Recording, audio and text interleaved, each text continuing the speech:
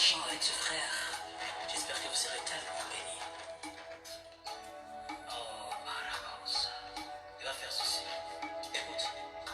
Nakola na maboko na yo, na ekola na kena tina yo e. Osungi moko yo bapesi na yo. Ezasi yo molimo santu. Motema na ngai ezokaba puta. A trahison na ba jugement ya bato. Je me suis relevé na moya na yo e. Kotinganga tendeleza na molai.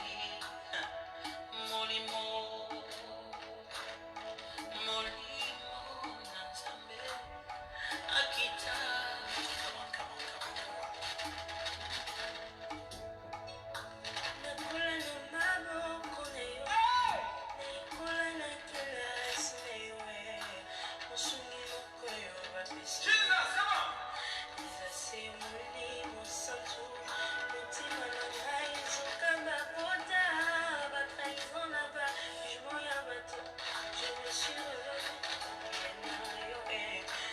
Shalom.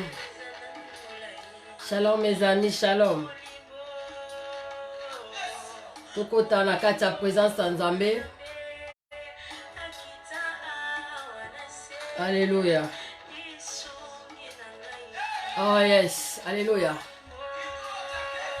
Alléluia Jésus. Alléluia.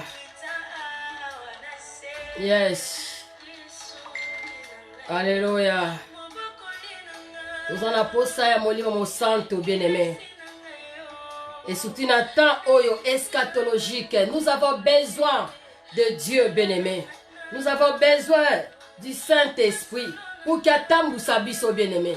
Alléluia. Na temps oyo ya suka, nous en avons besoin ya molimo santo. Oh ye karabo sakayaba.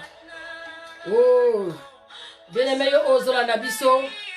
On a partager vidéo, on a panza baloba nzambe. Alléluia. Oh yes. Oh Jésus.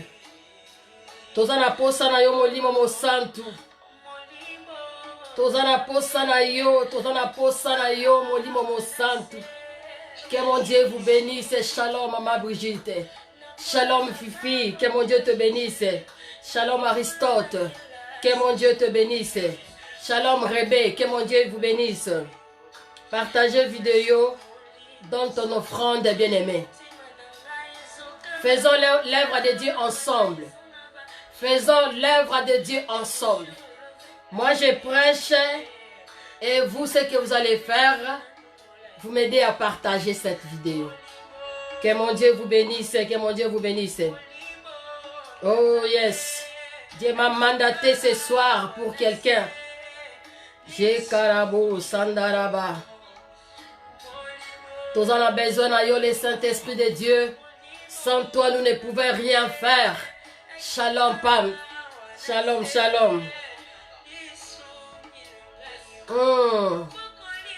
Le sungi na biso ezali kaka molimo mo santo.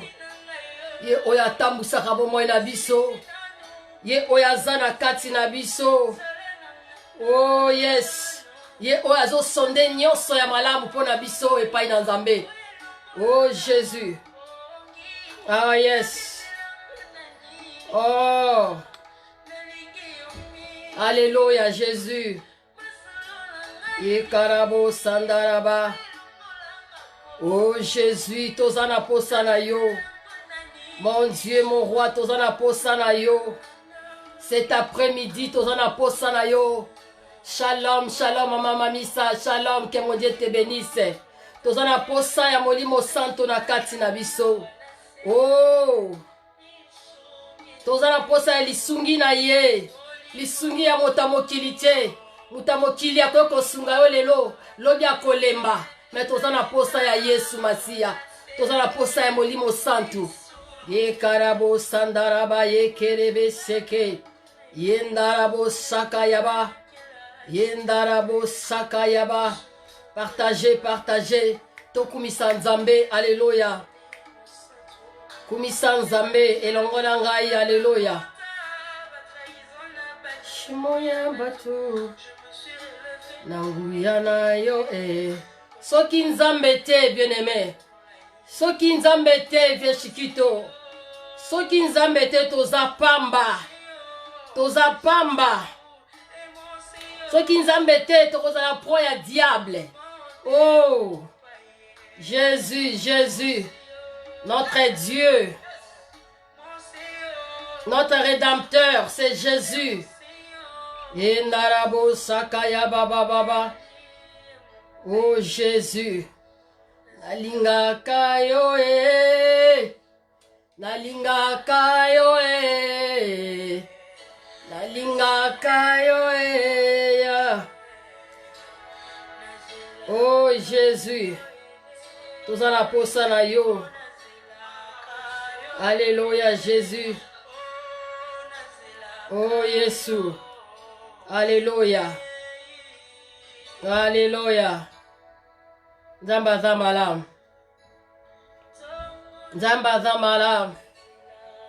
Tozana posa ya nzambe. Kaka Yesu, kaka Yesu. Tozana posa ya nzambe oyo. Tozana posa ya nzambe oyo. Alléluia Jésus. Seigneur, topamboli présence na yo na kati na biso. Topamboli présence na yo na kati na biso.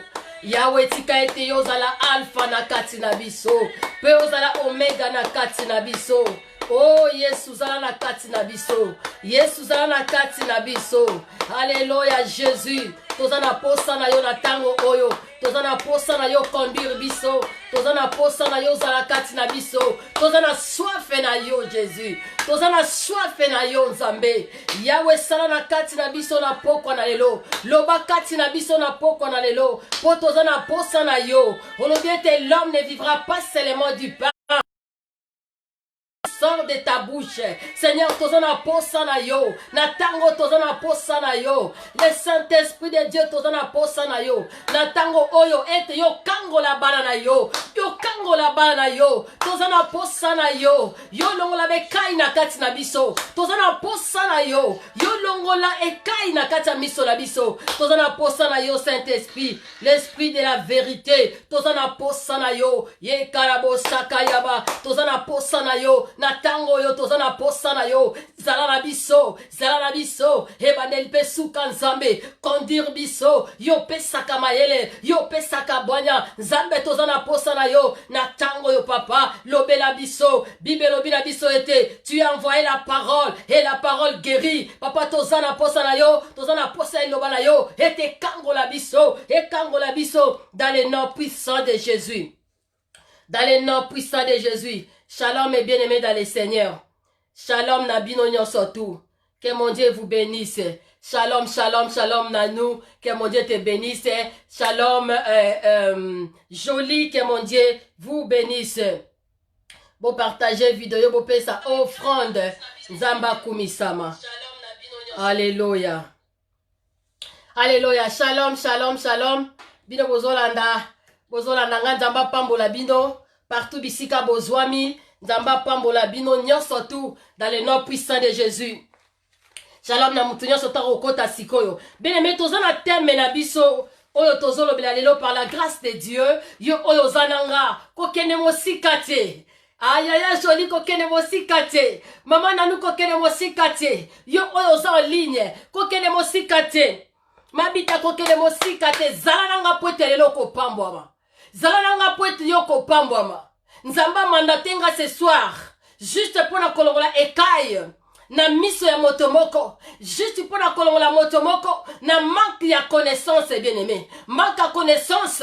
Et kolongwa kaka na liloba nzambe. Oh ye karabo. Ye ndarabo sakaleloya. Et kolongwa kaka na nzela liloba nzambe bien aimé. Je suis mandaté ce soir. Juste pour la yo. Alléluia. Teme na biso ezali demander. Aïe aïe aïe. Bisiko zo koloba. To senga nini. Ne balobi na lingala. Ezali demander. C'est très important, bien aimé. Tem na biso ezali demander. Ezali tirer na livre ya Jacques. Na livre ya Jacques. Bien aimé ezali. Histoire eza moulayi. Mais to kotaka na Jacques. Bible lobi ke. Mutoyo. Azali na sagesse te. Ya senga epai na nzambe. Mutu azana sagesse te asenga epai na nzambe bien-aimé. Yango lelo message o na yelio na pokwa na lelo bien-aimé.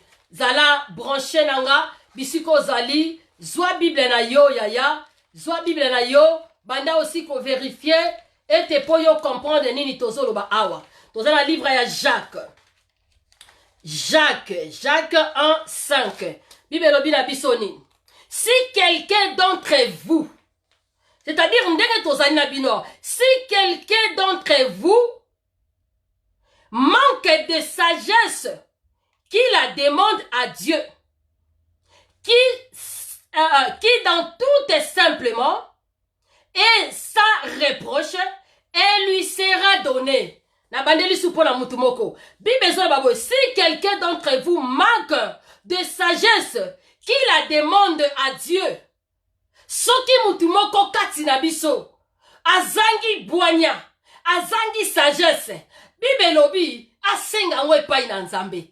Asenge pai na nzambe. Balobi qui donne à tout simplement et sans reproche, elle lui sera donnée, bien-aimé. Elle lui sera donnée. Mutu yazana mayele tie, bien-aimé, senga ya ngwe pai na nzambe. Penzamba kosala nini akopesa yo ya sagesse. Shalom mes bien-aimés. Et verbe demander, nazo définir un zali temenanga.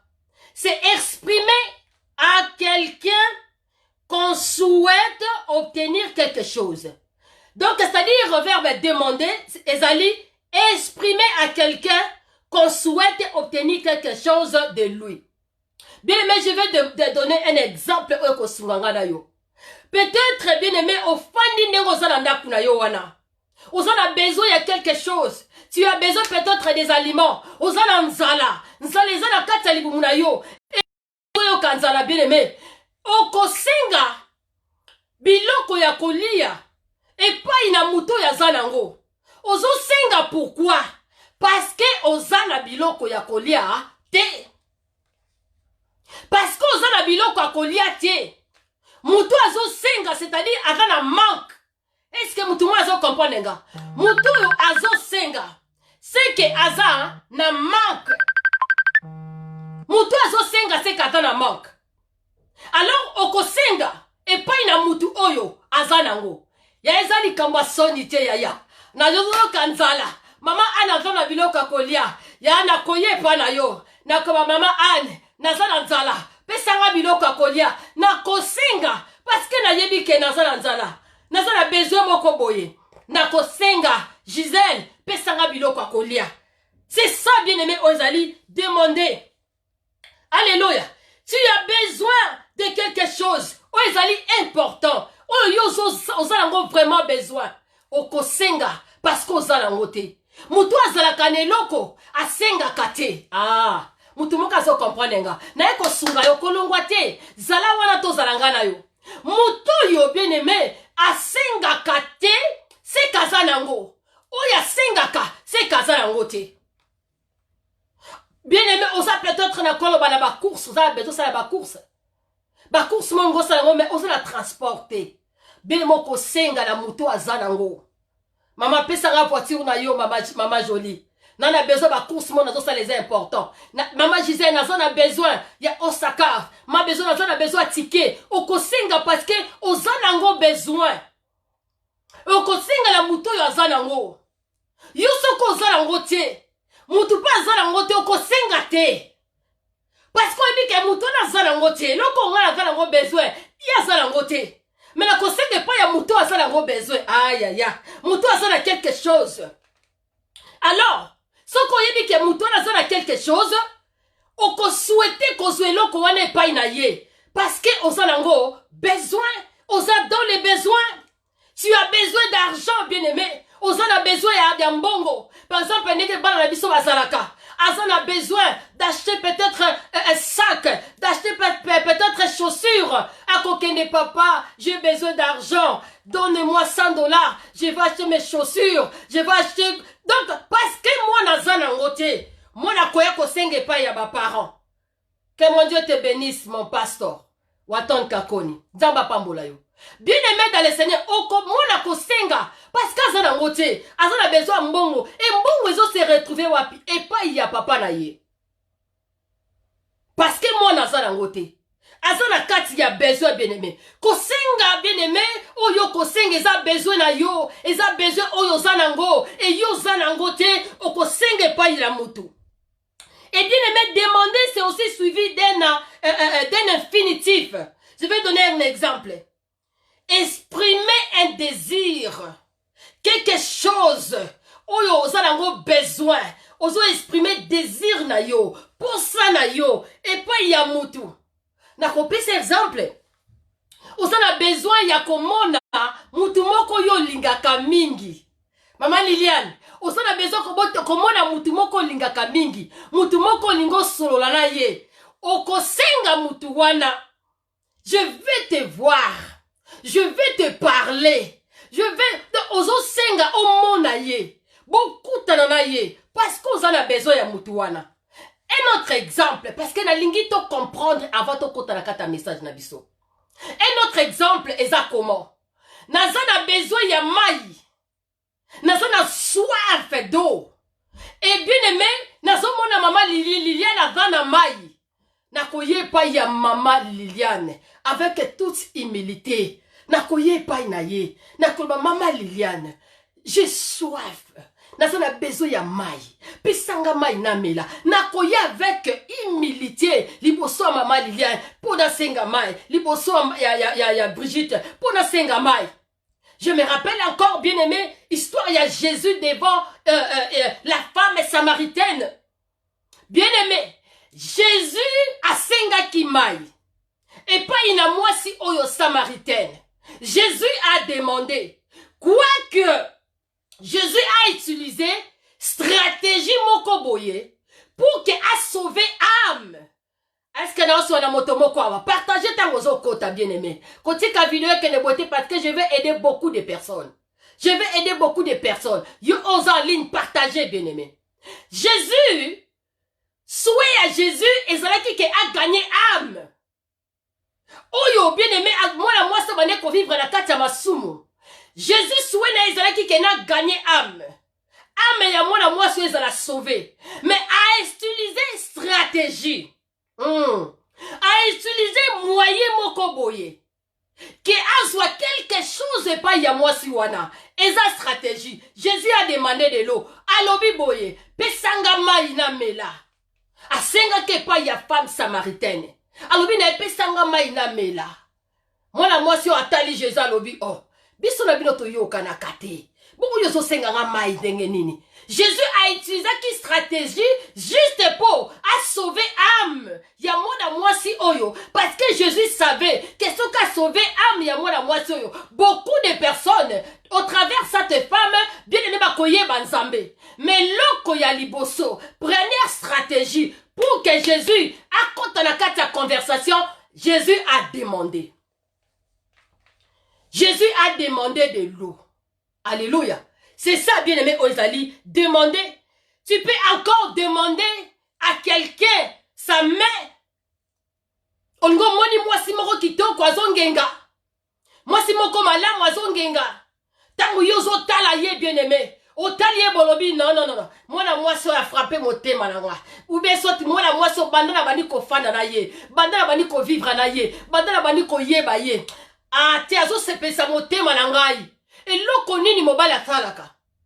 Il va demander la main de la femme. Demander. Azo senga. Azo senga mwana mwasi na mariage. Mibali ba senga ka. Ako senga yo na humilité parce que yebike okoki pe koboya. Alléluia. Donc il faut senga. Quoi encore? Demander des nouvelles. Nazana besoin ya mwasi moko ou bien papa na Kinshasa na yoka bango kala. Na yoka bango lisusu te, maman na yoka kae lisusu te. Qu'est-ce que je dois faire? Allô maman? Allô? Ça va? Boni boza bien? Ah boza bien, boni papa. Papa za bien? Eh boni ba famille soto est-ce que baza malam? Bien aimé, obengi na Kinshasa juste pour ozwa ba nouvelle que est-ce que papa a bien, est-ce que maman a bien. C'est ça demander, bien-aimé. C'est ça demander. Demander quelque chose, bien-aimé. Alléluia. Voilà pourquoi aujourd'hui, ngana ye kolobela yo, kosenga lipate. Léona ye kolobela yo, kosenga voiture te. Léona ye kolobela yo, kosenga ndaku te. Léona ye kolobela yo, kosenga babilamba te. Na ye kolobela quelque chose qui est important dans ta vie. Quelque chose, bien-aimé, où ils allaient primordial dans ta vie. Ezali nini? La sagesse. My God. La sagesse. La Bible dit ndekoti kotanga. Moto yaza na sagesse te. Esengeli na yasala nini? Asenga yaya. Est-ce qu'on yebi yango? Est-ce qu'on yebi peke basenga ka sagesse? Est-ce qu'on yebi ke basenga ka sagesse? Odo eluanga. Est-ce qu'on yebi ke basenga ka sagesse, bien-aimé? O senga biloko mokili. Batu bakopesa yo soki bazanango. Mais oyo, bien-aimé biloko wane kosunga yo pour la santé na yo. E kosunga yo na makambo ebele. Mais oyo etali sagesse. Bien-aimé, okosenga yango kake pai na Nzambe. Okosenga o kake pai na Nzambe. Batu ebele babosanaka. Bien-aimé lelo so tozotala na mokilo ya lelo. Batu ebele soko tali ofandi na batu. Osomona ke beaucoup de personnes bazana manque ya sagesse. N'habite ceux qui constat wana to yo po sala yango. Batu ebele bien-aimé bazana manque ya sagesse. Dans leur façon de parler, dans leur façon d'agir, vous allez voir que la personne a na sagesse était. Yango lelo na yeli yo, message oyo bien-aimé, yo comprendre yango, ya demander bien-aimé. Et na émission na biso, tokolobela ba point. Je crois que émission oyo kozala en série. Bon, excusez-moi na zwa tisho ya. Émission oyo kozala en série. Et kozala en série. Tozala quelques points oyo toko développer. Pourquoi to senga sagesse et pas na Nzambe? Et puis tokozala des aspects oyo tokolobela. Aspect ya monde lelo. Yaya. Tokolobela aspect ya monde lelo oyo. Et puis tokolobela deuxième aspect kozala aspect ecclésiastique. Yango de tokolobela. Alors, le lot oyo zali important, tokolobela aspect ya monde lelo. Tozana 3 sous-points o tokolobelela. Tokolobela réseaux sociaux. Tokolobela o ezali famille. Tokolobela o ezali communauté. Donc ekozala en série. Et puis tokolobela aussi ba point mususu ezali ekolanda biso bien-aimé. Mais lelo par la grâce de Dieu, tozolobela o ezali aspect ya monde d'aujourd'hui. Ya ronde tozolobela lelo bien-aimé. Bien-aimé na lobi boye. Na ye koyebisa yo. Na ye koyebisa mutu moko. Ke soki ozana sagesse te. Senga yango epai na Nzambe. Lelo tozomona batu ebele. Yaya, bazana sagesse te. Ngana ye pona sunga deko moko. Et bien-aimé, sagesse est important na kati ya vie ya moto. Sagesse na monde lelo surtout. Na monde android, bien-aimé, sagesse est très important. Que moutoise na sagesse, yaya. Na oye biso bongo. Eza important, bien-aimé. Na kata vie ya moto. Oye bi Saoul, abandon linga boma Goliath. Bien-aimé, abandon linga aboma David. David a eu kozwa occasion. Azi occasion. Qui a koki koboma. O ezali, nani? Saoul. Mais David a utilisé qui sagesse. Moninga na yo bazaye kozala na ye. Alors bi voilà, Nzamba livré na maboko na yo, voilà l'occasion oto koko boma ye. Mais bien-aimé David a linga ki koboma Saoul était. David a tika ki Saoul na maboko Nzambe. Il a utilisé la sagesse. Si c'était toi et moi, to linga ki tomo nango occasion ke na kutaina muto abundisa anga. Na kutaina muto ennemi nanga. Na si occasion na bomaye na ko bomaye. Bien-aimé, Nako boma ye. Na monda lelo. Nakuta ine nemi nanga. Oya lukaka bomanga. Menga na zui occasion akoboma ya nako boma. Donnez-moi mes cœurs s'il vous plaît. Bon la naka abote bayara osinale vidéo. Donnez-moi mes cœurs. Mettez les cœurs s'il vous plaît.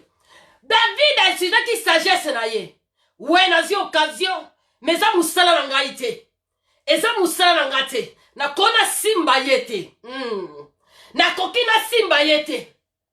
Parce que David savait que Saoul aussi était aussi loin.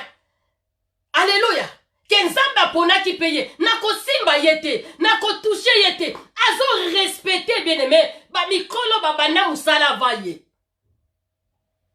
C'est la sagesse. C'est la sagesse. Voilà aujourd'hui, nae koye bisayo gracia, nae koye bisayo mamisa, ce qu'on a na sagesse c'était.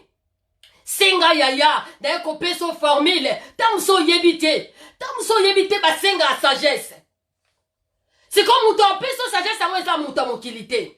Eza kanzambe bien aimé. Tala, sagesse otozolo bezani.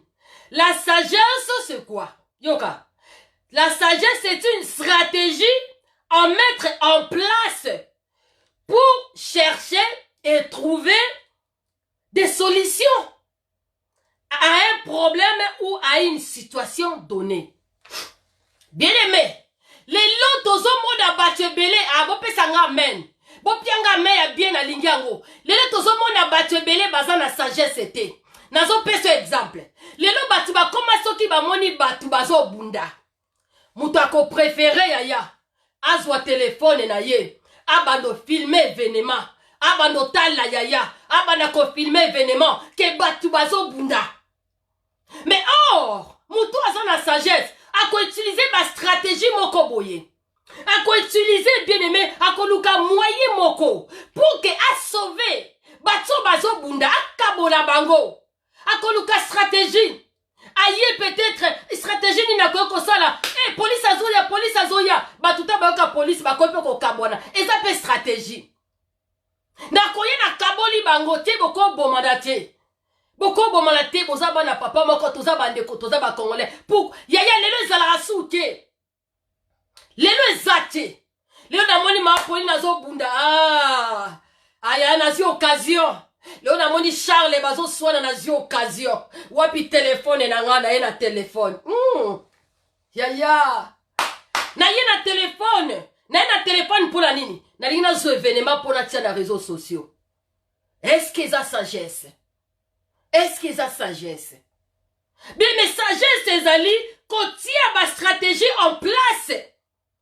En place. Ko luka bien ma stratégie en place. Pour que pour un problème moko boye, pour une situation moko boye. Mais lelo batue belé bien aimé, sagesse ezate. Tozomo na batunyo ba komika lokwa banyama. Batunyo ba komika lokwa banyama. Batunyo ba zala ba même agissement. Ben est-ce que mutu moko te parmi nous, oya koye kozala na sagesse, qui a même quelque chose de différent. A même quelque chose de différent. Alléluia. Bien aimé, sagesse, tokozwango epai na nzambe, yoka na yebisa yo. Est-ce que sagesse, il faut tozongo kaka epai na nzambe? Ouais, c'est la première question na biso. Est-ce que faut tosenga ka epai na nzambe? Tomoni ba professeur, ba o ba tangisa biso ba classe, ba pesa biso mayele. Pourquoi tokosenga bango sagesse te? Tomoni ba tebele ba mikolo na biso, ba zali pe, o baza ba ene. Toko que ne peut tosengi bango sagesse. Alléluia. Toko que ne kosenga bango pe sagesse. Mais bien aimé, sagesse na yo mwana nzambe pour que za na sagesse na kata vie na yo. Pour que sunga yo na kata be preuve, na kata makambo ebele na kata foi na yo. Poza na ngwi pour telema penda piko ozana besoin ya sagesse. Parce que dans mon kilo kokuta na makambo ebele. Yango na bien aimé Jacques azolo bana ba juif. Alobi na bango persévérance na kati wapi? Na kati na ba épreuve. Parce que épreuve tant ozoya na kata vie ya moto. Bien aimé zo mema ebotaka patience. Soko za na kata foi. Ils ont ta patience. Et patience, oyo sala ngona makambo yozo kutanango. Bien aimé, ekosala ni ekobota mbuma. Ekobota quelque chose. Voilà pourquoi même, bien aimé, na kati na makambo tozo kutanango na mokili. Bien aimé, zo senga toza la sagesse. Lelo, bien aimé, tomoni pandémie. L'église est belé kangami. L'église est belé jusqu'aujourd'hui. Bah ça les a ekofungomate. Et ça ba épreuve. Oh, ils ont les kaléo na kati ya mokili. Eza ba épreuve. Oh, ils ont les kalelo. Ba tebela vana pousse na teya. Na zana betubile mais moyen zate parce que ba ça les a fermés. C'est comme mutabonga zo les kala ba épreuve. Et senge na ya salanini. Azala bien aimé na kati na foi. Foi wana ekobota patience. Patience wana oya zanango. Lobi ekobota mbuma. Bien aimé muta ko témoigner. Yango zo sengo za la sagesse. Est-ce que ngai na teyaka, ngai na za pasteur, na za ka église, sikoyo na minute oyo, l'église ya ko kangaba. Eloko nini il faut na sala. Eloko nini il faut na sala. Église ya ko kangaba. Je dois utiliser moyen wezani ni réseaux sociaux. Si on a réseaux sociaux, tant on a na réseaux sociaux. Est-ce que na yé na but ya barando? Est-ce que na yé na but ya ko take batu? Est-ce que na but ya ko bwakela batu bambwakela? Est-ce que na quel but oyo ye nango? Ezo senga aussi sagesse. Ezala ba pasteur mususu. Aliaka kaka na kati église na ye. Ba bonza kaka na kati na église na ye. Moya sala autrement ezate. Okosala ni na moment ya d'épreuve. Parce que ce qu'on tangi Bible oyo, passage oya Jacques, azolo bela biso sur la persévérance na kata d'épreuve. Na kata ba problème oto okuta nango. Alléluia. Mais nazo utiliser yango na kata ya sagesse bien aimé parce que soki muto na sagesse oko sala makambo ebele ya malamu pe ko sepesa nzambe. Soki muto na sagesse te akosala ba déboire, akosala makambo ebele ya mabe, akosala ba faute ebele. Bien aimé, sagesse, il faut tosenga et pas une nzambe. Voilà pour comprendre ces messages, bien aimé. Tozala des aspects dans le baki. Aspect ya liboso oyo lelo toza koyekola ezali aspect ya monde d'aujourd'hui, bien aimé. Aspect ya monde d'aujourd'hui. Tozo sale la réseaux sociaux, bien aimé. Tala benga ndeko moko loba na za en ligne. Loba ndeko moko kota. Yebisa ndeko moko kota parce que maintenant je vais parler. Je vais maintenant parler pour la kosunga ndeko moko kwao. Bien aimé, lelo toza ko utiliser o ezali réseaux sociaux. Tozo utiliser o ezali ba télévision pour na ko passer ba message. Tozo utiliser réseaux sociaux na ba réseau ebele. Ezala ba vendeur ya biloko sur réseaux sociaux. Ezala ba tu basala ka ba business na réseaux sociaux. Ezala ba tu bazo côté ya ba message na réseaux sociaux. Ezala ba tu yo ba ya kosala ba rando na réseaux sociaux. Alléluia. Bien aimé. Oyebi na kala ezala ki poto ye bata star moko. Eza faut utiliser télévision. Donc ce qu'on a la télévision te okoye bakutu ba nouvelle ya ba star moko boete. Alléluia. Lelo poto ye babato ba yebana ezala ki moi pasi yaya. Mais lelo na monde ya lelo o ezali premier point na biso na monde ya lelo. Le monde aujourd'hui bien aimé tozo utiliser ba réseaux sociaux, tozo utiliser ba télévision pour faire passer ba message na biso. Ba message na biso. Et bien aimé dans les seigneurs, na réseaux sociaux, mituna na ye ko sala nini. Lelo même na réseaux sociaux, yakin, ezake, ba tebele ba koki ba yeba yo, en un jour. Na journée moko, obimi célébrité. Mondi mo mabayebi yo kaka na réseaux sociaux.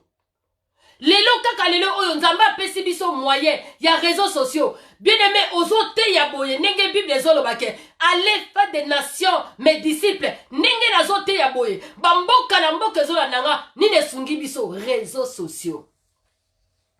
Mais si ko bien aimé batu ebele bas komi kosalela monde ya réseaux sociaux na ba compte à rendre na ba facilité. Oh, bien aimé, monde à réseaux sociaux et koki koye banisayo, même maintenant ministre moko boye, ya États-Unis. Bien aimé, mais monde ya Facebook ou lelo ekoki kopesa yo ba connaissance ya minene. Mutalanda koka na réseaux sociaux. Ekopeso libala. Ekopeso musala. Ekopeso notoriété kaka na monde ya réseaux sociaux. Mais lelo bien aimé, bato ebele bazo koka koyeba ko utiliser réseaux sociaux te. Na réseaux sociaux bien aimé, c'est tout un monde. Na réseaux sociaux c'est un monde. Oyo tokutani. Réseaux sociaux c'est comme une famille. Nga naza na Facebook, yo za na Facebook. Alléluia. Et c'est comme une famille. Mais bato ebele lelo par manque de sagesse, bazolu quand même ba problème na kati ya réseaux sociaux. How come? Bato bazo na mongo na réseaux sociaux. Bato bazo kuma célèbre na réseaux sociaux. Bato bazo sala makambo minene ba yebani na réseaux sociaux. Mais beza na bato oyo, baza na manque de sagesse, bazo utiliser yango na lolenge moko boye pona ko nuire na bato mususu. Aïe aïe aïe. Pesa nga ba cœur na nga yaya. Alléluia. Bien aimé na réseaux sociaux, ne nazolo ba keza loko la famille. Bien aimé okomona ke na réseaux sociaux, bato musu baza batanga, baza. Nga lingo yo kanga bien, po sunga yo. Bato batanga baza, tozo kutana bango na réseaux sociaux. Bato pe o baza batanga te, tozo kutana bango na réseaux sociaux. Réseaux sociaux tozali entouré de personnes, entouré de gens. Oyebi mutu wana te background na yo oyebi te. Bazoba na bato mayele. Toza biso surtout ensemble, bien aimé. Toza ensemble. Maintenant, il faut yo yeba. Na kati ya réseaux sociaux. Eza famille. On a zo rencontré Monsieur X. On a zo rencontré Monsieur Y. Relation nini oyo. Nga na kokina zala nango. Ya bien na mutu wana. Na réseaux sociaux. Parce que c'est une famille. C'est tout un monde. Otoze sika moko. Yo zomona o nga nazo sala, nga nazo mona o yo zo sala, okope ko bénéficier na o ya ngai, nga pe na kokina bénéficier na o ya yo. Mais eloko nini yo il faut o sala. Parce que bien aimé, na kati ya réseaux sociaux, tozo kuta na batu ebele. Na réseaux sociaux, ba opportunité pe ezali ebele. Oza pasteur, ozo te na réseaux sociaux. Mais si koyo bien aimé, na kati ya réseaux sociaux, na moni makambo ebele, bato ebele baza na manque à sagesse. Bien aimé, na kati ya famille ndenge toza. Toza papa, maman, bandeko. Na kati ya famille, c'est vrai nde tolobaka singebenga na ramekata na kate. Mais na kati ya réseaux sociaux, c'est pas comme ça. Allô? Na bala mutu moko. Na kati ya réseaux sociaux, ce n'est pas comme ça. Et alors, il faut koyeba comment kofanda na batu. Oyo nzamba pesi yo comme famille. Oyo nzamba pesi yo comme famille na réseaux sociaux. Bato bele sagesse ezate, nazo pesa exemple. Nga nazo sala makambo yo. Peut-être nde nazo leka boye zo sepelisa yo te. Yo lobi que cette femme parle beaucoup. Ah moi si on a sepela na matin na été. Ah moi oui, c'est ton droit. C'est ton droit. J'ai dit bien c'est ton droit. Maintenant, quelqu'un qui est intelligent, quelqu'un qui est trop sage, a ça la comment? Na sungande komoko, bo pesa nga ba cœur. Bien aimé, mutu azali intelligent, mutu azana sagesse, qu'est-ce qu'elle doit faire? J'aime pas la femme. J'aime pas cet homme. Son amoni a pesa nga kanda. Et là on y na kosala. Je préfère na bloquer c'est tout. Je préfère parce que son amoni azo pianga kanda. Mutu azama ye na kosala nini? Na ko bloquer ye. Mais si koyo bate belé ezo sala makoma. Oza ami na Facebook na mutu. A posé loko na ye moko boy. Ah tozolo bela le monde aujourd'hui. Ya ba réseaux sociaux. Réseaux sociaux comme une famille. Toza famille, toza ensemble. Tozo za le sika moko. Maintenant quelqu'un mutu moko a posté loko na ye. Yo sepeli na ngote. Mutu azana sagesse. Donc no provoquer ndeko wana te. Donc ne kokosala ba commentaire ya mabete na Facebook na ye. Parce que loko a posté eza ya ye grâce. Et loko ya posté eza ya ye. Eza désir na ye. Ye moko asepeni eloko a poster. A poster photo na ye atie a poster o ezali a poster photo na ye bien vidéo na ye yaya azobina. Ndeko azobina na ye. Muso a poster vidéo na ye azolamba. Sko yo sepeni na yango te. Na muto aza na sagesse. Comme toza famille. Facebook epesi option. Epesi ba option ebele HK. Facebook ezo ede biso. Omoni bato basala Facebook baza mayele.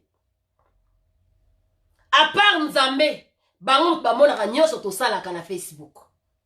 Sikoyo, HK a posté vidéo na ye, azobina, asala makambu na ye, yo sepeli na yango te.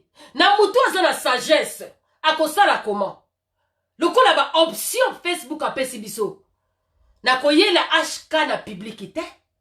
Alors, na solo balande komoko. Na koyela HK na publicité. Pona yebisa HK, video yango yo pena mwasa libala boye. Osali video ozo bina boye. E yango yo pena mama bana mobimba. Ozo lamba biloko ozo na Facebook. Ayo, otinde ekwaferte moninga. Ekwaferte happiness ya moninga.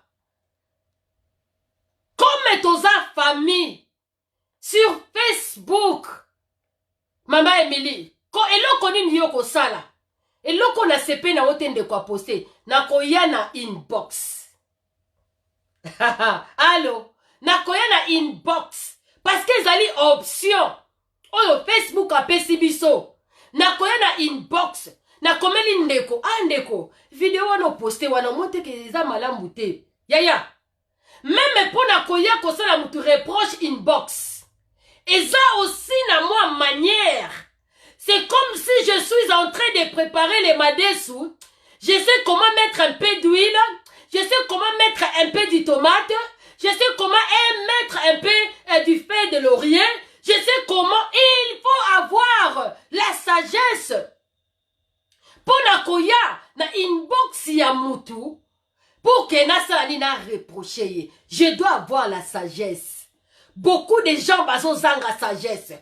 Bazolo ba français belé messager c'est Bazolo ba anglais belé messager c'est Bazolo ba langue belé lingala makasi ndenga zolo ba boy messager c'est na kokende na kati ya Facebook ya Shakila.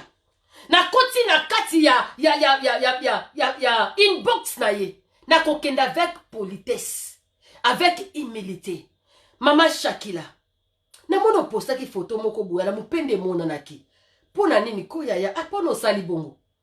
Au mona que toi avec la personne a coupé sa yo raison na ye oyati yango. Et qu'on se limiter juste binomi balé. Binomi balé muta komona ngote. Nzambe ka mutazo mona na bato Facebook mutazo mona.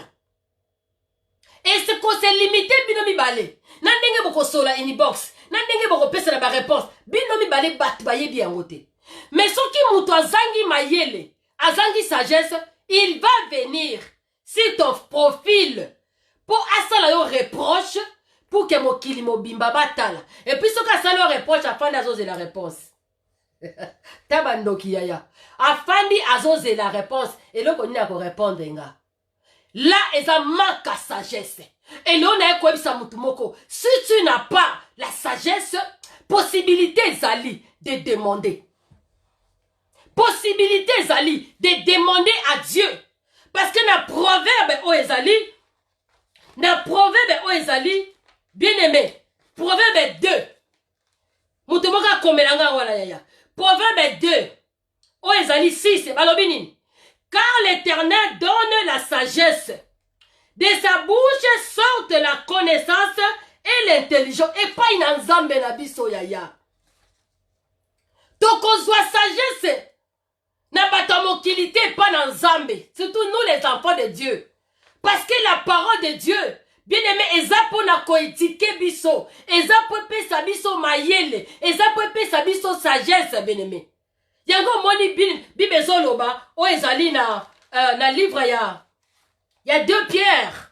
2 Pierre 1 babi. Sachez d'abord, vous-même aucune prophétie de l'écriture ne peut être objet d'interprétation particulière, car ce n'est pas par une volonté d'homme d'une prophétie a jamais été apportée, mais c'est poussé par l'esprit que les hommes ont parlé, bien-aimé, de la part de Dieu. Bien-aimé, okozwa mayele na yo, sagesse na yo, kaka lolengenga na zolo baboye. Parce que Nzamba kopé son sagesse au travers sa parole. Au travers sa parole. Bien-aimé, les écritures, yango nezope sa mutu mayele. Yango bibeza koloba. Bien-aimé, na koye kote yo boete, si je ne suis pas poussé par l'Esprit de Dieu. Alléluia. C'est la parole de Dieu qui nous donne la sagesse parce que lui-même est Dieu. Et bien aimé, la sagesse suprême. La sagesse par excellence, c'est lui-même Jésus-Christ. Tous en a besoin de Jésus wana. Tous en a besoin na ye. Pour qu'il appelle sa biso mayele yaya. Yaya. Mitrano na kati na yo.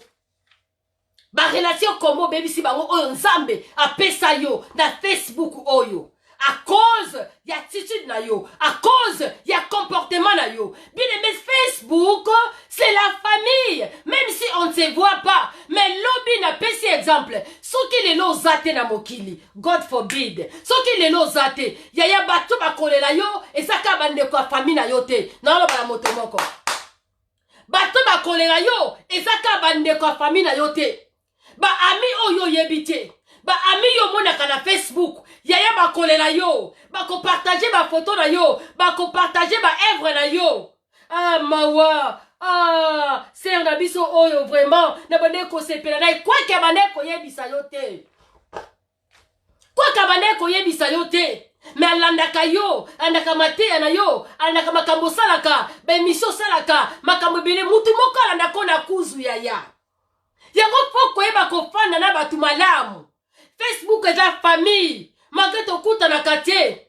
Mais est différent na famille oya biso biologique. Parce que na famille biologique, to baka singebenda na kamekata na kate. Mais na Facebook ya na zo biso ke kata na kata. Dans quel sens? Tango nga na moni yo, ozo na manque à respect vis-à-vis de moi. Na ko bloquer yo kaka bien. O mona sika singe kata ni malgré ton aki famille. Tango nga na Monique, tu me respectes pas. Na posté photo nanga ou bien loko moko quelconque yo sepeli na ngote na lbi c'est ton droit. Mais utilisez la sagesse pour que vous gardez famille. Ah non, balande comme quoi. Utilisez la sagesse pour que vous gardez famille, vous gardez unité wana. Bon, gardez relation na bino ya Facebook.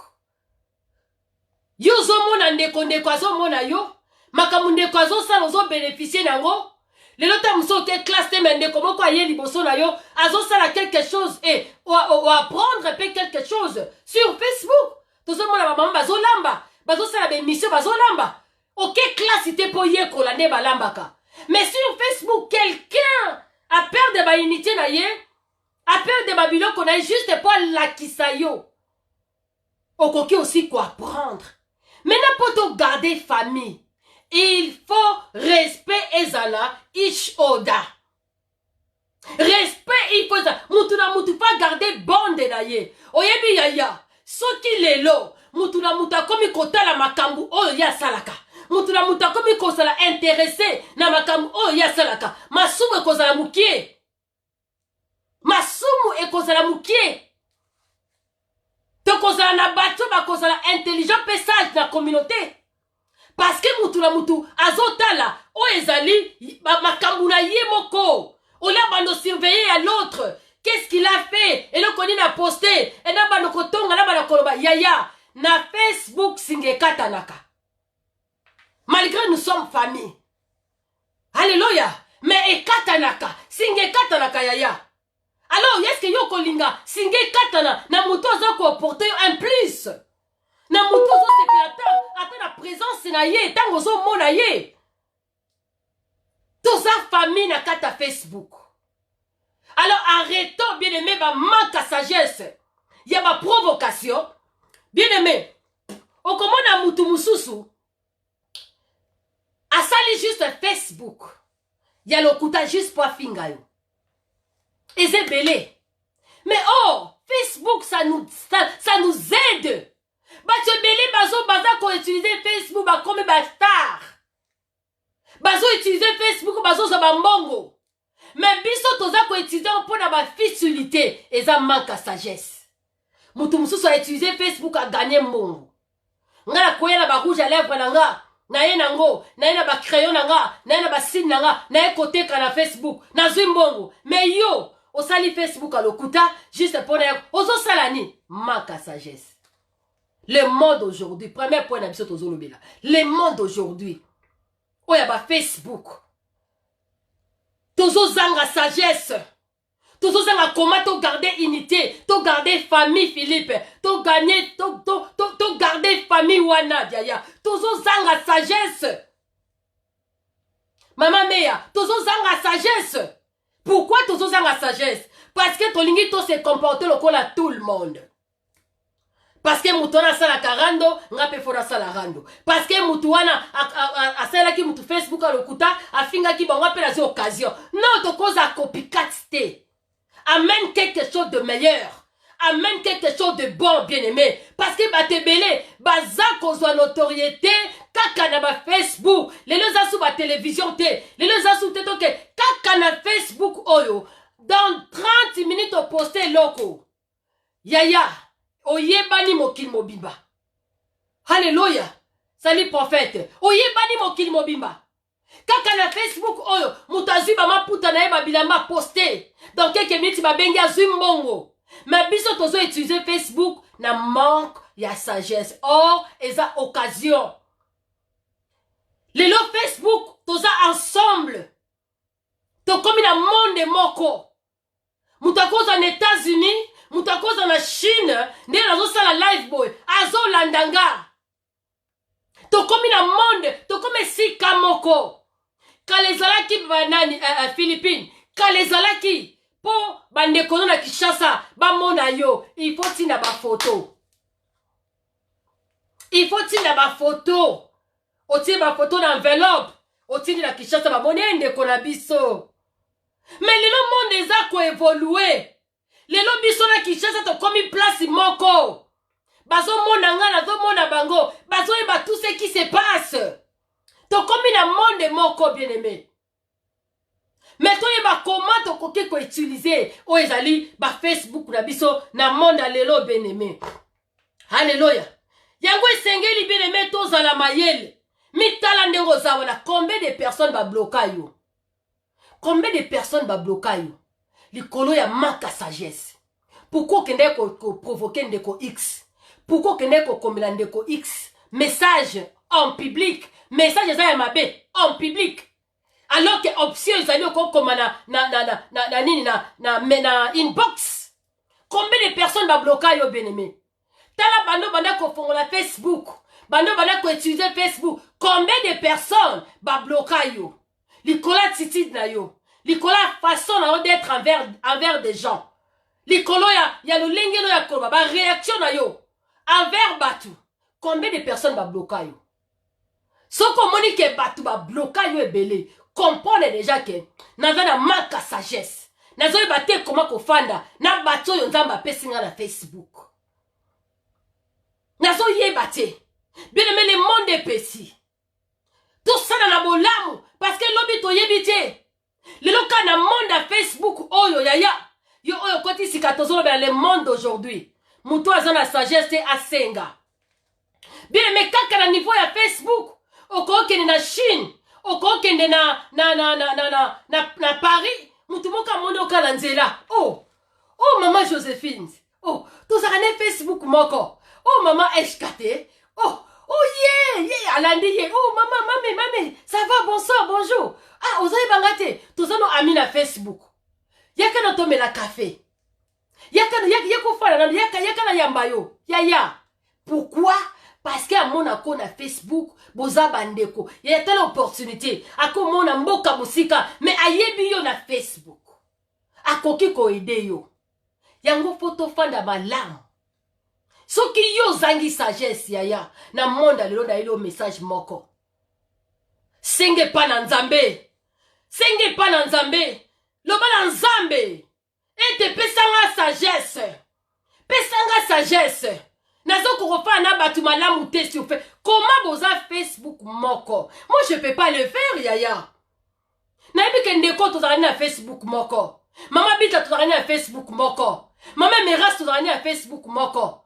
Nazo na terre que ne ko provoquer te parce que toza famille, toza sika moko. Je dois respecter. Batonga nazo mona. Nzamba pesinga bango. Nzamba pesinga bango. Il faut na respecter batonga nazo mona. Je pas le temps ya ko provoquer yo na Facebook entre temps tu es mon ami sur Facebook et là connaît ko sala ma bloc. Omoni to lobe za famille. Mais na Facebook na singa famille et katanaka. Tant muta ko bloquer et sili moye bokutana ezate. Alors yo oza na sagesse te yaya, singa sagesse. Parce que bien aimé, bibezo bana biso ke nzambe kaka nde mutu apesa ka sagesse na proverbe 2:6 yaya. Mutu mususu azui occasion. Mutu mususu yaya azui occasion ya kotanga classe. Azam intelligent. 1 plus 1 ayebi. 2 plus 2 ayebi. Ayebo le français yaya. Ayebi il parle vraiment très bien français avec des accents. Avec des articles. Articulation que tu coton a deux fois. Allo ba français bien. Allo ba anglais bien. Allo ba lingala kitoko. Allo ba donc azan intelligent. Moko tala mutu ba réaction na ye. Ba axe na ye. Makambu na ye. Elobeli na ye. Yayo kotala bolobi. Eh. Otali boyoki mawa. Tata mukolo boye. Mama mukolo boye. Comment ko axe boye. Comment qu'on réagir boye? Papa mou, mais attends classe. Yango bien aimé. Sagesse to kozango na classe était. Sagesse to kozango na classe était. To kozango na batoyo. Baza mûr. Baza mature. Oyo ba passer na expérience ya vie. Oyo ba yebi ba maîtriser domaine moko boye. Et que yo zango besoin, il peut te communiquer ça. Et à couper ça yo. Parce que zana mayele. Babi munoko mukolo. Ate zonumba solo. Meta makolo bano likam. Et la kisi on de la mala. Yaya. Mais zamba ko couper ça yo yango. Ce qu'on a ko senga avec humilité. Parce que la Bible zo bana biso ke demander. Na Matthieu 7:7 senga e kopesa mela yo yaya banda lelo soko bi kosaka na esprit wana ya ko indisposé batu na kata Facebook ya kotika baninga bazala ba mal à l'aise sur Facebook. Arrêtez, demandez la sagesse parce que Facebook c'est une famille, nous ne sommes pas là pour se tirailler l'un et l'autre. Mutazo sa lelo ko se pelicioté, utiliser la sagesse. Option ezali quand tu as la messenger, comment la mutu message? Olo ya en public. Oyebi, tant yo otie message, combien de personnes va comment la message wana avant même que la personne a mon yango. C'est-à-dire tu as ridiculisé. Tu as ridiculisé mutu sur Facebook. Au vilipendé mutu sur Facebook. Est-ce que mutu abonga ko sepena yo? Ah, sepena yo telo ko na ko sala bloc. Alors que nous sommes famille. La Bible dit, na Psaume 133, 3, il est doux et agréable. Na bandeli. Yaya mutumoka, komelanga yaya, komelanga pama. Ashka, Psaume 133, 3. Il est doux et agréable pour des frères de demeurer ensemble. Il est doux. C'est qu'il a quelque chose de plaisir. Est-ce que c'est quelque chose de plaisir? C'est quelque chose, bien aimé, il y a satisfaction. Et c'est le comme à l'âme. Tous à l'ensemble. Tous à l'ensemble. C'est quelque chose de bien. De plaisir. Nous sommes ensemble. On peut s'entraider, bien aimé, l'un et l'autre. Parce que nous sommes famille. N'arrêtez pas la famille que Dieu t'a donnée, la famille Facebooker. N'arrêtez pas. Parce que ceux qui ont abusé, bien aimé, Singe Katane Libela. Or, tu avais l'occasion d'écouter Maman Emerance lorsqu'elle prêche. Lorsque tu avais occasion, bien aimé, ozaki na occasion, ya koyoka Mese X, tangwate yaka. Ozaki na occasion, ya komona ndenge ndeko Y, nenga sala moi suki na ye. Yo potali, asala suki ne bien boye. Ah, voilà. Ah, je dois copier. Asala ka make-up na ye bien ne, maman évangile, ça sali bo. Je dois copier. Asala angon ndenge nini.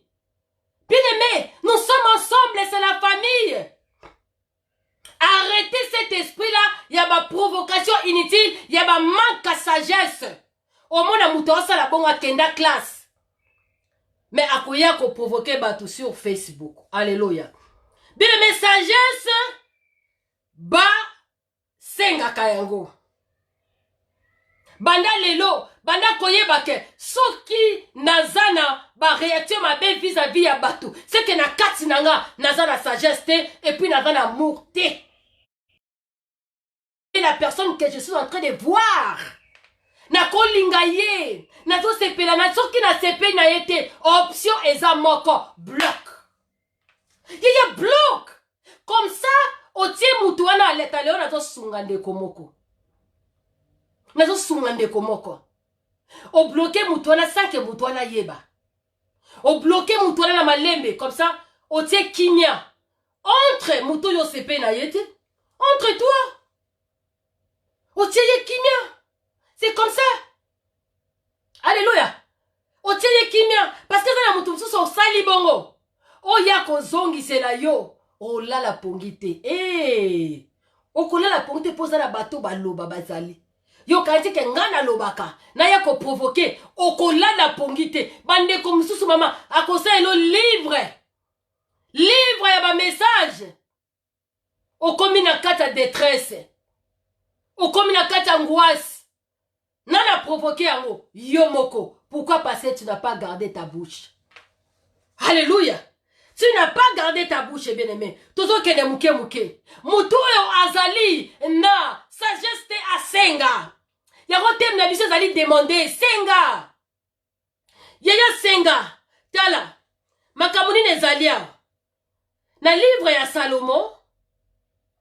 Na livre ya 2 Chroniques 1:10. Nous allons voir l'histoire de Salomon. Mama komelanga yo mtozo landanga. 2 Chroniques 1:10. Okiti. L'histoire de Salomon. Salomon avait beaucoup d'argent. Salomon azaki na bozwina ye mwana roi David. Mais tangu nzamba poni ye bien-aimé pour que à conduire le peuple d'Israël. Bien-aimé, Salomon asenga mbongo te. Salomon asenga bilamba te. Salomon asenga ba voiture te. Oh! Oh, oh, oh, oh. Yaya! Salomon asenga ba voiture te. Asenga ba immeuble te. Parce que tout est possible. Et pas na nzambe na biso. Osenge mituka, opeso mituka. Osenge bambongo, opeso bambongo. Osenge, yaya tout est possible na nzambe. Akopesa yo yango. Mais Salomon, il a compris. Batsonga nako diriger. Je dois avoir quelque chose. Oh. Ah. Je dois avoir quelque chose. Et quelque chose en moi, Zanini. La sagesse et l'intelligence. Salomon devant Dieu a mis moni incapable. Salomon a mis moni incapable. Ba poninga na zala mokonzi. Alobi papa, pesanga kaka sagesse na mayele. Pesanga kaka yango. Parce que yebike, kozala na batu oye, azo conduire, ezo sengo zala na sagesse yaya. L'homme de Dieu Mboka du ciel. Pona ko conduire même batou, ezo sengo zala mayele. Pona ko fanda voir même na batou, ezo senga yaya, ozala mayele yaya, mwana mama, ozala mayele. Tala. Batou mususu bazui chance. Yako koma ba président. Batou mususu bazui chance. Yako koma ba pasteur. Batou mususu bazui chance. Yako loba ndenge na zolo baboye. Alléluia. Mais na kate bo baza la sagesse te. Mazui chance ya kokoma esika moko boye. Oh, pour diriger bato esengeli ozala la sagesse. Salomon lobi pesa ngai papa sagesse na intelligence. Tala eloko bien aimé ya botu ya mama Emily. De mukolo mususu Salomon afandi, il y avait 2 femmes prostituées. Bazalaki na bango na kata ndaku. Baboti bana na bango yaya. Oya boti mwana. Na yebite so bazoki makambu mukolo moko, po bazwa pe zeli mukolo moko na yebite. Yaya, basi oyo mibale ba se retrouver baboti bana. Moko alaleli mwana akufi. Mususu abateli mwana na ye. Oya lamukaki avant. Yaya asali comment? A changé moninga mwana. Lizi, a changé moninga mwana. Et tant a changé mwana bakomi kowele la mwana. Il fallait bakende wapi. Aïe aïe aïe. Na sepelaka lo banzambe kosa kate yaya. Lo banzambe kosa kate. Soko senge ko pesa mela yo. Balobi senga, Matthieu 7:7 senga. Yaya, Salomon a se retrouvé devant un cas impossible. Oyo koyeba te suka wapi. Comment est-ce que na ko juger batoyo? Pona tia kimia, pona kata likambo malamu. Hey! Salomon a utilisé oyo asengaki epai na Nzambe. Atali boy. Bien aimé dans 2 Chroniques 1:10 au Kiti. Salomon a utilisé sagesse. Alobi boy. Ok. Boye na mwana wana nazo kabola ya nde. Siko tala likambo. Parce que tala intelligence na sagesse c'est 2 choses différentes. Est-ce que mutu mwazo comprendre là? Intelligence na sagesse c'est 2 choses différentes. L'intelligence c'est la capacité de comprendre et de réfléchir. Alléluia. L'intelligence c'est la capacité de comprendre et de réfléchir. Salomon a réfléchi. Il a compris. Comment bato bazo oué la bada et puis mon kalobi papa to kabola mono na kati. Il a réfléchi. Est-ce que son qui penza mona oyo boti oyo penzo bibisi na libumu na yo na bantrai na yo yaya no boti na pasi o memie 9 mois na libumu. Est-ce que ko baketo kabola mona? Salomon a réfléchi. Il a utilisé l'intelligence qu'il avait demandé à Dieu. Et puis deuxièmement, la sagesse, c'est la capacité de savoir ce qui est bon et juste. My God, donnez-moi mes cœurs, s'il vous plaît. Donnez-moi mes cœurs. De savoir ce qui est bon et ce qui est juste. Salomon a compris. Non. Mwana mwasi azolinga ba kata mwana. Comment ko kata mwana? Comment ko ote mutu na liwa? Non, c'est pas bon. Non, c'est pas bon. Je dois faire maintenant la justice. Maman et mon alléluia, papa, bokata ete botika mwana vivre. Ok, d'accord. Bope sata ya kende na ye. Aya na mona kata mwana ndenga zo kola. Na mona ke ndenga zo kola musika. Bope sa ye. Lokola weleli, bope sa ye. Angara bope sa ye. Mweto kabola mwana ezate. Yaya, ko kabola mwana en 2 parties, c'est déjà la mort. C'est-à-dire, cette dame, bien-aimée, a sengaki liwa ya mwana. Teto kabola muto azwangambu moko na zwangambu moko te. A sengaki liwa ya mwana. Et Salomon a compris que c'est pas bon. C'est injuste ça. Bazui mwana, ba pesi na mukolo nango. Yaya, Salomon à vivre maintenant. Oh la sengaki pa ina Nzambe. C'était la sagesse. Ayeba comment ko discerner makambu. Ayeba comment ko kata likambu. Likambu eza ya solo, to eza ya solo te. Comment ko yebango? C'est parce qu'il avait demandé. Bien aimé yo ozolandanga. Soko moni makambu ebelo salaka. Bat ba reprochaka yo. Bat ba lobelaka. Comprendre que sagesse ezate. Alors qu'est-ce que je dois faire? Soit. Non, pas son option. D'abord, premièrement, Kenzambe mutapesa ka sagesse. Mais aussi, okoki kozwango, et pas ya bateau yo, baza mur, bateau baza une expérience, o ba vivra makambu. Bakoki kopesa sagesse. Mais soko za makola Nzambe, Soko sale la kanzambe. Et ane no comme sous-souté. Kaka na kati ya maloba na ye.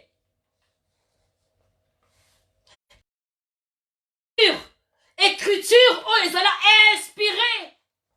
La parole inspirée. Ça va vous aider, bien-aimé. Yakoyeba, ko retrancher ma kambouyaya. Bato belé, bazo ba poste belé, bazo ba notoriété. Aussi poste moko présidentiel. N'a pas cet exemple, il y a Trump. Yaya. Trump, il serait Trump, il y a président des États-Unis. Yaya, comment tu es un président? Na maladie ya corona, batu babeli yaya. Batu babeli. Ozi chance ya roko mokondi. Batu babeli malade bakufi plus de 200 000. Batu bakufi pe batu bazo kufa du jour au jour. Mais Trump azo ya libosa batu. Abobanga na binote, bobanga te. Maladie ozala nka lokola flou. Yala oka ba kosu ba miyoyo. Hey, un président. Tu vois? Manque à sagesse. Oh, Moutoza la sagesse a koleka devant son peuple pour dire des choses vraies. Pour la koyebi sa batuke. Bon mi batte là. Bon mi batte là, bon se protéger, bon là t'as ma masque. C'est ça la sagesse. Tu dois mener quelque chose, message moko ya bien. Ce qui est bon et juste. Président, mais manque de sagesse. Voilà pourquoi les gens ont un problème. Un problème dans Mboka à cause, il y a manque. Il y a des choses que tu peux dire en public et il y a des choses que tu ne peux pas. Allô, Moutoumora Zelandara, Nelson, que mon Dieu te bénisse. Il y a des choses que tu dois dire en public et il y a des choses que tu peux dire en privé. Pour ne pas vexer Mité Mabatou. Pour ne pas choquer. Alléluia. Pour ne pas choquer. Les télévision. Vous allez voir des émissions pas possibles. Des émissions pas possibles. Le tozo mona même, député, bazo leka, bazo swana, devant, oh my God. Le monde est en envers aujourd'hui. Le monde est en envers aujourd'hui. Un député, oh azo leka, bazo swana en public. Bien aimé, où est la sagesse? Où est la sagesse? Quelque part, je lis dans la Bible, dans la Bible, Nathalie place pour Balobi, en tout cas, je dois faire ça. Je ne sais pas ce qu'ils allaient, dans le livre Proverbe ou quoi là. Parce que tout le monde dans le Bible, où est passée la sagesse? Où tu aurais trouvé la sagesse? Nathalie qui est quelque part. Sagesse, tu as wapi? Tu as quelque part in Nzambe. Ouais, pas bateau, pas une expérience dans le domaine mokoboy. La sagesse est là. La sagesse est là devant ta porte. Parce que Dieu lui-même est la sagesse. Tala, bisika nyonso Jésus abaneko tambola. Sa parole, lorsque abaneko ouvrir sa bouche, na munoko ya Jésus, sortez bien aimé la sagesse. Même devant la femme samaritaine, Jésus a utilisé sa parole pour gagner l'âme de cette dame. Même devant Moto Onani, Moto Onani, Oya Sengaki, les royaumes des cieux. J'ai oublié, vous pouvez m'aider. Moto Onani, j'ai oublié le nom. Moto Onani, Menzambe, Azaki Moutamayele. Alobi. Menzambe, ndenge nakoyi kosala, nakoyi kozwa bokonza likolo. Nicodème, si je ne me trompe pas, hein? Alors, Nicodème, je crois. Alléluia.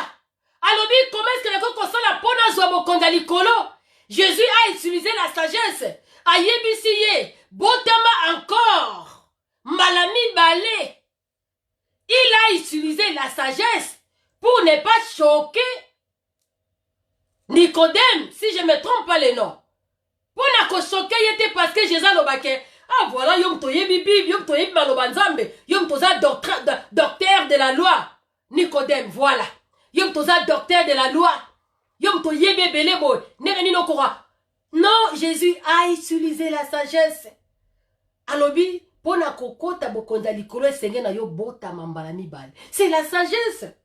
Mais aujourd'hui, ce n'est pas le cas. Il y a des gens qui provoquent des gens. Pasteur, ils ont provoqué pasteur. Eh, attends bien, eh, t'es ma kambalobi. Aïe, kokoma. C'est pas la sagesse, ça. Eh, c'est pas la sagesse. C'est pas la sagesse. God bless you, Maman Mayala. C'est pas la sagesse. Alléluia. Surtout dans ma Facebook. Bah, tu es belé, dans la sagesse. Non, peut ça soit exemple, Moussoussou. Ça peut vous choquer. Ça peut vous choquer, bien-aimé. Tous en a Facebook. Tous en a battu belé, ma religion est belé. Sur Facebook. Toi, tu es musulman. Toi, tu es musulman. L'autre est chrétien. Yo zo sambela, yo ndibaka Jésus. L'autre ndibaka Jésus te. Na muto azala mayele, azala sagesse. Est-ce que osa obligé? Est-ce que ozali, osa na droit? Ya kokene ko provoquer mutu. Oh mais pourquoi bino ba musulman bo mona nzambe te? Bino bo ndibaka Jésus te. Oko komela mutu wana na Facebook na ye. Oko komela na Facebook. Omoni mwana mwasi azoteya. Parce qu'on a branamiste. Bon, ni mara moi ça ate. Oye ko komela na Facebook. Ba komara la plupart batoya ba mundo komakasi. Ba oye bateke ba finga batu. Omona ya komela fils du diable. Fils du diable. Une femme ne peut pas prêcher. Bon, est-ce que osa obligé? Qui t'a mandaté? Qui t'a mandaté? Qui t'a mandaté? C'est pas ça la sagesse. Tango mutu aponi azala musulman. Tango mutu aponi azala chrétien. Ezali kambu ya choix. Ezali kambu ya choix. Ezali kambu te yo komi na autorité yako kende ko provoquer la personne ou yako tindela un message sur Facebook nana pesi autorisation te ya fils du diable yo sa musulman bon non. Mutu azama yele ako respecter choix ya muninga. Alléluia. Joël, que Dieu te bénisse. Oko respecter choix ya muninga. Oui, ye aponya za la musulman, gloire au Seigneur. Mais ngana kosala nini? Si je suis prédicateur, je dois prêcher la parole de Dieu. Je dois prêcher et puis mutu akoyoka. Soki ayoki, abongoli motema, gloire à Dieu. Nous acclamons. Tokumisi nzambe. Parce que dans l'eau, la Bible lobi, ceux qui moutoumoko a bon le motema na ye, yaya fait salami. Ceux qui musulmans à se convertir, aïe pas Yesu. Gloire au Seigneur, mais personne ne te demande d'aller provoquer ou d'aller insulter ou d'aller, je sais pas moi. Non, moutatindi yote. Moutatindi yote. Moutou na moutou, il faut à respecter ba ligne na ye. Respecter. Parce que respect c'est réciproque. Hein? Ceux qui ont respecté moutou na ko respecter yo. Hein? Mais tant yo qui ne ko provoquer batu, nana tindi yo. Nani atindi yo, ezali kambu ya choix. Ceux qui yo, l'église na bino bo couvrira moutou. Boulata kitambala. Oui, c'est bien bon. Mais ceux qui l'église wana balata kitambala te, y a pas de problème. C'est pas ton problème. Y a kokene ko menacer batu. Ou y'a ko provoquer batou. Bango balata kitambala te. Y a pas de problème. Respectez ba religion ya baninga, respectez ba choix ya baninga, respectez ça. Et loko biso ba chrétien toza ko bosana. Soki mutabano sa nzambe sika zelo wapi. Soki mutabani ya Gislen. Soki mutabani ko sambela nzambe sika. Akomi na bazel. Azomona makambu nyonso tu lisumu. Akomona makambu nyonso lisumu. Ako juger tout le monde. Alors que toi-même tu as beaucoup à faire dans ta vie. Ozala makambu bele kosala, même na famille na yo, même na communauté na yo. Ozala makambu bele kosala même dans ta vie. Na vie na makambu zo marcher te. Okozano na besoin ko s'occuper na kata vie na yo ya. Arrêtez ces histoires. Yako provokaka baninga pona nini alati kitambala te. Pona nini asali boy.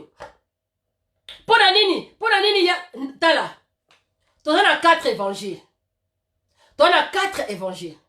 T'en as Jean, Marc, Luc, Matthieu. Mutuna mutazui révélation. Mutuna mutazui révélation. révélation na ye epai na nzambe. Yaya. Balobi Matthieu azwi révélation ya kobenga nzambe le roi. Le roi. Et puis yaya Luc azwi révélation ya kobenga nzambe serviteur. Mutu na mutu aza na révélation na ye. Alléluia. Jean azwi révélation ya kobenga nzambe Dieu. Mutu na mutu azwi révélation na ye. Et Marc azwi révélation ya kobenga Jésus Dieu fils de Dieu. Mutu na mutu azwi révélation ya Jésus. Mais babundani te que Marc toi il faut lokola nga Jean nazwi révélation que nzambe aza Dieu. Il faut bino nyonso tu bokomango na ba livre na bino que oui Jésus est Dieu. Mutu na mutu azwi révélation na ye et mutu na mutu aza ko respecter oyo yazwi epai na nzambe parce que cette parole a été inspirée. C'était l'inspiration divine. Alléluia. L'inspiration divine, Glody, Marceline, l'inspiration. Mutu na mutu a komi na ndenge na ye. Mais bota bitumba te, et bota kofingana te, et bota jalousie te, et bota ma problème te. Mais ya lelo ya biso, eza problème. Mutu soki azui révélation na ye, nga na kotia make-up te. Ya lingi e koma norme. Ke mutu nyonso tu. Soki amoni mutu azote ya tie make-up ne na tie boye. C'est tout un problème. Yo zui révélation na yo. Ke make-up eza mabe. Alors, respectez bato yo. Basu révélation yango te. Hein? Respectez. Soki mutu atie make-up na ye. Respectez ye. Soki mutu asali atie brésilien na ye. Asali suki boye. Respectez ye. Eza choix na ye asali. Est-ce que c'est à toi? Tika na bade loko po batebele baza na manque à connaissance et puis manque ya sagesse na kati na bango. Est-ce que à cause des foulards, est-ce que à cause ya rouge à lèvres, est-ce que à cause ya kolata kitoko, mutako kende lifelo à cause de ça, vous blaguez ou quoi? Vous blaguez avec vos évangiles, ya n'importe quoi. Hein? Vous blaguez, botanga la Bible est bien, vous blaguez. Ceux qui ont eu révélation, respectez aussi révélation et baninga, respectez choix et baninga. Bien aimé, la Bible dit dans 1 Corinthiens 6, 20, la Bible dit, car vous avez été rachetés à un grand prix. Ah, yaya komelanga yaya batu msuto te ya bango. Soko yebe lo kote kanga munoko yaya. Soki na kati na yo tia la jalousie la haine, tike la batu place. Koyate parce que mutu atie make-up et puis si okanda, oye ko komela na Facebook na. C'est la manque de sagesse. Tu dois respecter les gens. Même si toi tu n'aimes pas les maquillages, mais respecte au moins les gens. Respectez mutu atie yango. Hein? Moutona, elle veut se rendre belle, pourquoi pas? Pourquoi je dois venir chez vous? Nanda kunanga sur la fait tout la kewa pina sala maquillage, mais si je viens devant vous, n'a pas hypocrisie? Non. La Bible nous recommande d'être intègre.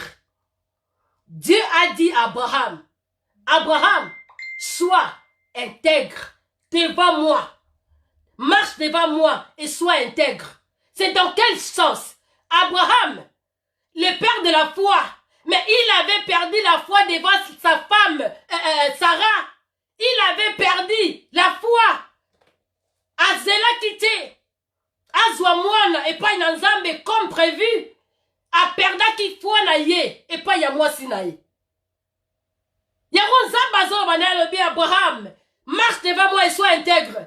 Tango za le père de la foi, même en privé là où mutako mona bilotier, place au bozo solana Sarah, sois intègre, zalaka le père de la foi. Kozate ke kuna obebisi la foi mais pas bato msusu zo naza papa kondima. Te. Alléluia. Batebele bazangi sagesse. Pourquoi provoquer quelqu'un sur Facebook? Why for? Ce qui m'a dit make-up, why yo faut ya kotaye mal à l'aise? Why? Ce qui m'a dit brésilien nae, até souki nae, why yo faut ya ko déranger ye? Why? Respectez choix ya mutu, respectez opinion ya mutu. Respecter mutu nenge mutu alingi azala. Koya ko provoquer ete même si yo yebi keza mabe. Pona yo eza soi-disant ba Jezabel. Mais pourquoi koya ko mela mutu message en public? Là eza manque ya sagesse. Okomona bongo pe mosala nzambe oyo na mosala nzambe oyo. Mosala nzambe oyo aye ko koma message en public devant batu. O baza censé ya koyoka bino na mateya. Ya ye kokoma. Non, ouais, les a manque à sagesse.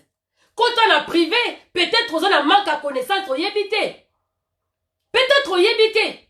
Parce que les problèmes de make-up, ils ont la carte à Bible. Ils ont la carte à Bible. Esther, ayeba kinzambe, puis ayeba ikozwa propriété, yanzoto na ye. Aïe aïe aïe, maman Emily, le bac de biso, toza ma génération, ya Esther. Toza ma génération ya Esther, toza basi otoyebi nzambe, pe toza basi otozwa soya nzoto na biso, toza ma génération ya Esther. Toza ma génération ya Esther, oya yebi nzambe, asambela kanzambe, aluwa kanzambe, adora kanzambe, mais aussi ayebi koma ya kozwa soya na nzoto na ye. Alléluia. Toke na Romains 10:31. Yaya komela na Romains 10:31. Romains 10:31. Tous en rapide. Yozo landanga. Komelanga yaya. Romains 10:31. Romains 10:31. Totangango. Ah là là là là là là là. Romains 10:31.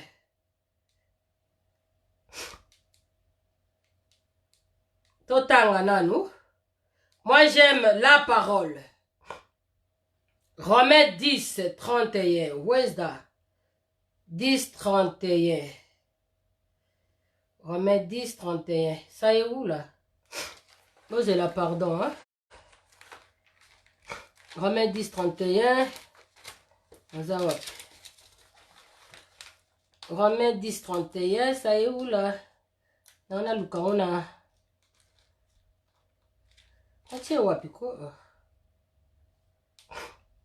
Romains 10:31. Voilà. Pour excuser Nganazo Luka. Romains 10:31. Oh, ça est où là? Romains 10. Que dirons-nous donc à l'égard de ces choses? Si Dieu est pour nous, non, c'est pas ça. C'est-à-dire dans Romains 10:31, Bible talisa biso comment? Yeah, Romains 10:31. Que ndenge tozalaki racheté par Dieu, biso ndenge tozabo eba na Nzambe, esenge na biso tosalela Nzambe na nzoto pe na kati ya molimo na biso. C'est-à-dire que ozosalela Nzambe na nyonso na yo. Ozosalela Nzambe pour la gloire de Dieu. Na lati lamba kitoko, na ye côté c'est pour la gloire de Dieu. Na la sali suki ya malam, na sali make up bien, na ye côté ya pour la gloire de Dieu. Bien aimé, parce que batumusu bazali alati kitoko, leo tozomona sur Facebook, bakulu na bakomi kolata bien, mais baza ba criminel, bazo ke no boma batu. Mais alati kitoko, mais yo lati kitoko, juste pour la gloire de Dieu. Ozo ya poku misanzambe yaya. Alléluia. Ozo ya, olati na yo bien ma mama, olati te poki osa kindumba. E na batu mususu, alati bien, maki osala kindumba yaya. Est-ce qu'on y est bien ou? Et ça na batu mususu, alati na ye bien. Mais ake kosala kindumba. Alati bien, ake na ye, yaya makambweze belé. Voilà pourquoi la Bible dit l'apparence trompe. Mais le coup la biso toza racheté par Jésus-Christ. Nyonso na biso segele kumisa nzambe. Na lati kitoko, mais na ye nango pona kumisa nzambe. Nyonso ezala pour la gloire de Dieu. Parce que tu es racheté de Dieu. Alléluia. Et senge na yo même, ozwa soin corporel, pourquoi pas? Pourquoi pas yaya? Pourquoi pas? Et il y a des gens, oh ezake, baza na manque ya connaissance, baza na connaissance eza mukie, akoya olati kitoko, aye pona yo, bozo lakisa batu, nyonso eza vanité. Yaya, eza vanité toyebi, tobosani yango te. Maman Bibiche, tout est vanité, toyebi. Toza déjà prévenu. Yango tomi pese pas en colo. Parce que nyonso eza malamu pona mutu. Na yango ba opese na mba kitoko obwa kango azate. Azate yaya.